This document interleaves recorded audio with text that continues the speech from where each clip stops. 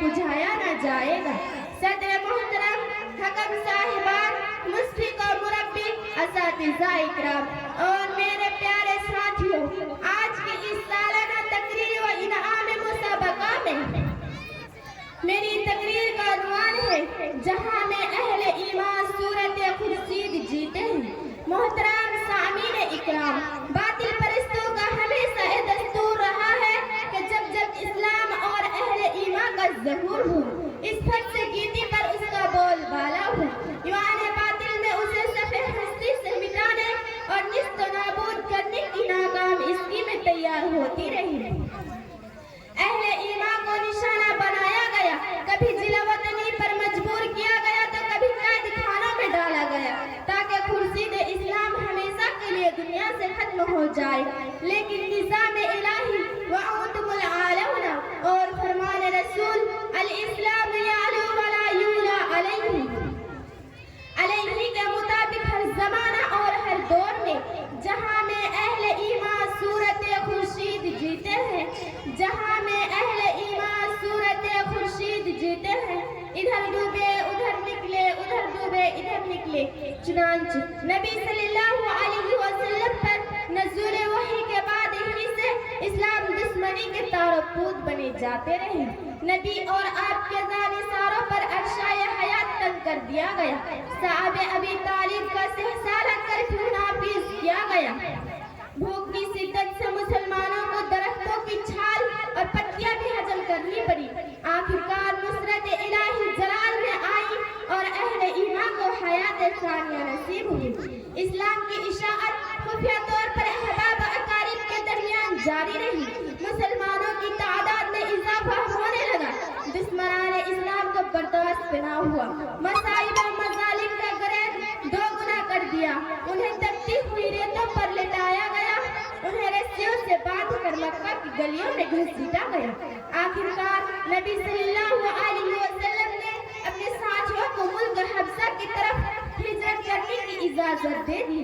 اسی طرح مکہ کے اندر اسلام کا ٹمٹماتا چراغ حبشہ میں تیر تابہ بن کر اٹھا۔ ملت اسلامیہ کے پاسبانوں مسلمانوں کی اس عظیم کامیابی اور اپنی ناکامی سے دشمنان اسلام بوکھلا گئے اور حسرت و ندامت سے کفے افسوس مرتے رہے۔ تب مکہ میں بچے کچھ مسلمانوں پر یوری سے الگا کا بازار گرم کر دیا، مسلمانوں کے لیے مکہ میں رہنا دشوار ہو گیا، یہاں تک کہ جناب محمد رسول اللہ صلی اللہ علیہ وسلم کو ہی نعوذ باللہ قتل کرنے کے لیے آپ کے گھر کا محاصرہ کر دیا۔ اللہ تعالیٰ نے آپ کو اس بات کی خبر دی اور ہجرت مدینہ کا حکم دیا۔ حضرات ابو بکر کو ساتھ لے کر مدینہ کی طرف نکل پڑے اور پھر مدینہ میں اسلام کا اس قدر نشر اشاعت ہوئی کہ مسجد نبوی تنگ دامہ کا سکوہ کرنے لگی ہے۔ کسی شاعر نے سچ کہا ہے، جتنا ہی تراشو گے اتنا ہی بڑا ہوگا، جتنا ہی تراشو گے اتنا ہی بڑا ہوگا، اسلام او پودا ہے کاٹو تو ہرا ہوگا۔ چنانچہ جس مکہ میں نبی صلی اللہ علیہ وسلم کو قتل کرنے کی سازش کی گئی تھی، ٹھیک اسی طرح مدینہ میں بھی سلام بن مسکن کی بی بی زینب نے آپ کے کھانے میں زہر ملا کر جان سے مارنے کی کوشش کی، لیکن مکروا مکر اللہ واللہ خیر الماکرین کے تحت اللہ تعالیٰ نے اپنی نبی کی حفاظت کی۔ اس کی ترجمانی شاعر مصری ڈاکٹر علامہ اقبال نے کیا ہی خوب کہا ہے، نور حق سما الہی کو بجھا سکتا ہے کون، نور حق سما الہی کو بجھا سکتا ہے کون، جس کا حامی ہو خدا اسے مٹا سکتا ہے کون۔ محترم سامعین اکرام، آخرکار ایک ایسا وقت بھی آیا کہ جس مکہ سے نبی صلی اللہ علیہ وسلم اور آپ کے مٹھی بھر جانثاروں کو نکالا گیا تھا، ان پر معاشی و اقتصادی پابندیاں لگائی گئی تھی۔ 8 سال بعد اسی مکہ کی سرزمین پر اہل ایمان فاتحانہ قدم رکھتے ہیں تو حیرت انگیز طریقے سے ان کی تعداد لاکھوں سے متجاوز ہو چکی ہے۔ اطراف و نواح کے مختلف قبائل کا قبول اسلام کے لیے تانتا لگا ہوا ہے، اور جاء الحق وزهق الباطل ان الباطل كان زهوقا کا دلکش منظر سامنے آ جاتا ہے۔ محترم سامعین اعزام، یہ تو عہد نبی کی داستانیں تھی، آئیے ایک قدم اور آگے بڑھائیں اور حالت حال حاضرہ میں اہل ایمان کی زہاگیری اور فقیات پر ایک نظر ڈالیں۔ اگرچہ اس بات سے انکار نہیں کیا جا سکتا ہے کہ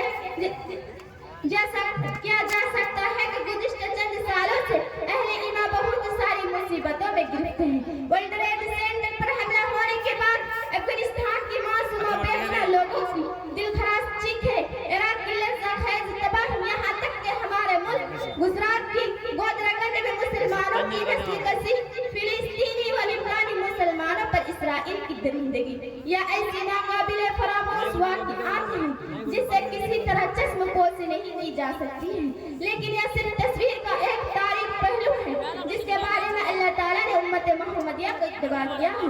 ارشاد باری تعالیٰ ہے وَلَنَبْلُوَنَّكُمْ بِشَيْءٍ مِّنَ الْخَوْفِ وَالْجُوعِ وَنَقْصٍ مِّنَ الْأَمْوَالِ وَالْأَنفُسِ وَالثَّمَرَاتِ وَبَشِّرِ الصَّابِرِينَ۔ جبکہ تصویر کا دوسرا درخشاں پہلو یہ ہے کہ إِنَّ مَعَ الْعُسْرِ يُسْرًا، یعنی مصائب و مشکلات کے باوجود اسلام کو ترقی ہی نصیب ہوئی ہے۔ السلام علیکم۔